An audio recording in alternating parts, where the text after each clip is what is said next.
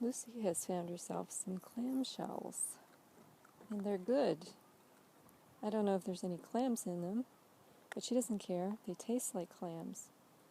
She's getting a lot of sand in her digestive system, and that's good for the bowels, I guess. That's what they say. Right, Lucy? Is that good? It's a treasure. You found a treasure in the sand dune. What is it? It's a clamshell. That's what it is. Yum. Delish. Yum, yum, yum. Oh, that's the find of the day. Now you won't starve. Oh yeah, I have to pick up supper for you too, don't I? Now, next project is to find where I left my shoes on this beach. So here somewhere.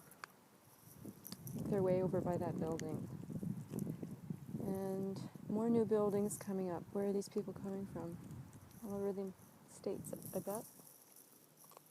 And more. The spa down there. We're building into our nature. We're encroaching into this private world. Too bad. You know, we have clams for dinner.